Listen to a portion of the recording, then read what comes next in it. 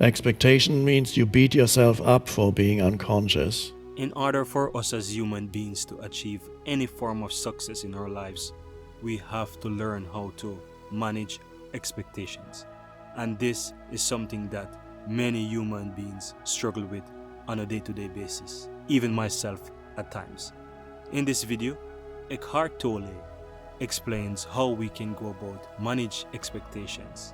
Let's jump into the video and hear what Eckhart has to say. You need to manage the expectations, and then you need to manage the anger management and expectation management. Expectation means you beat yourself up for being unconscious, which is more unconsciousness, because the mental image of who you are says, I'm not good enough, I can't do it. You see, been at it for 25 years and I still can't do it. You can't possibly be any good if you still can't do it after 25 years. Those are thoughts that float around in your mind. And how do you feel when you believe in those thoughts? Not good. You're beating yourself up and you feel an emotion. Feel bad about myself. More ego. More conceptualized identity in your mind. Concepts in your mind about you. You derive your sense of self from that. More of the same. So let's say it's anger, and then you wake up after the anger reaction, say, I did it again, I'm no good. So you have the second egoic reaction to the first one. Anger is something that comes in many people very fast, so there may not be, unless there's already considerable presence power in you, there may not be enough presence to catch it. It takes you over before you know it.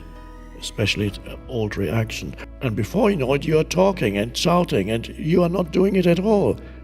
The mind pattern, mental emotional pattern in you, often related to what I call the pain body, which is old accumulated painful emotion, which could be anger, which could be deep depressed sadness.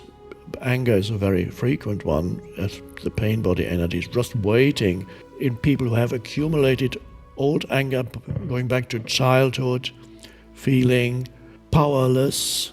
And what does a child do when the child feels powerless? It starts screaming, that's all it can do. And sometimes it works. Sometimes the parents come and say, okay, you can have the sweet if you scream loud enough. So its powerlessness is always behind anger. And the ego pretends that there's your power there in anger. But anger arises out of a sense of powerlessness. And there's often fear hiding underneath it. When you are there looking at it, then you realize that at first hand within yourself, there is a sense of powerlessness behind it. And the ego is pretending to be powerful when really it's in a state of fear. You can see it even with little dogs. The smallest dogs are bark the most. I've seen little dogs, whenever a big one goes past, they get angry. But with dogs, we smile when we see that, because we somehow recognize that pattern. And we smile, and probably the Rottweiler has an inner smile too when he walks past. But with humans, it's more difficult to smile when they go, ah, and words come streaming out of their mouth.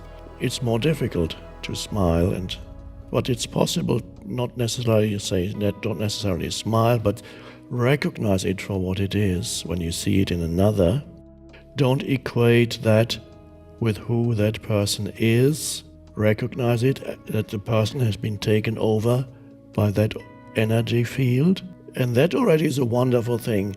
That already we could call is forgiveness in a wider sense. We don't equate unconscious behavior with who that person is.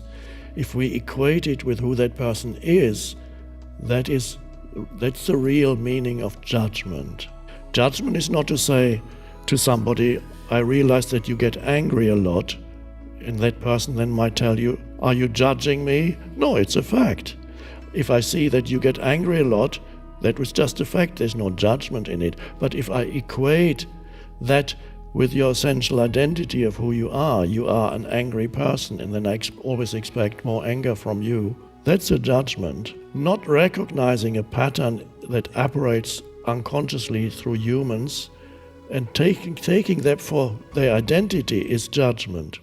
And you can do it to yourself. So you can judge yourself for those things And that is just as much ego as judging somebody else. You can beat yourself up and call yourself no good. And whatever else the self-talk tells you in your head, it calls you you. In many people's minds, when the mind talks to you, it says you. See, you are such and such. You see, you can't do it. Sometimes it says I, might say I in some people. But in many it says you.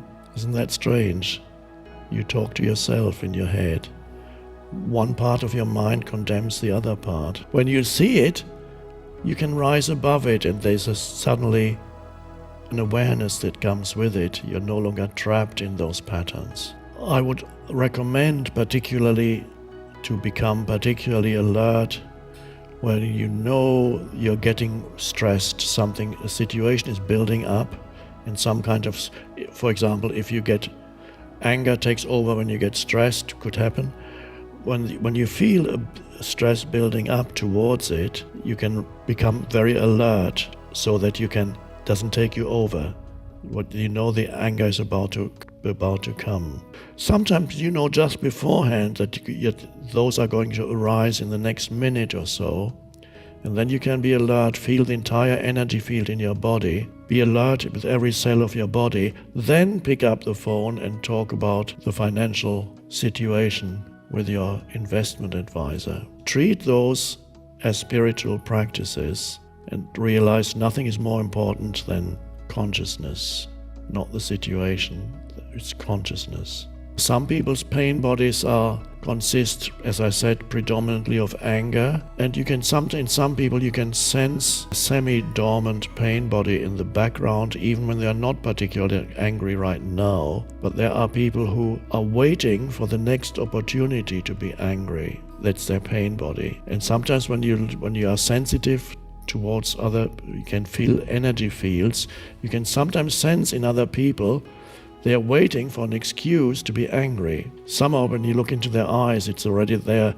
But it's not them. It's that which occupies their inner energy field, which is the pain body. And so they're waiting, and any excuse, and they will get angry at you or whoever it may be. So you become a grievance looking for a cause. If you find this video and knowledge helpful, let us know in the comments below and give this video a thumbs up, so that we can create more video like this one.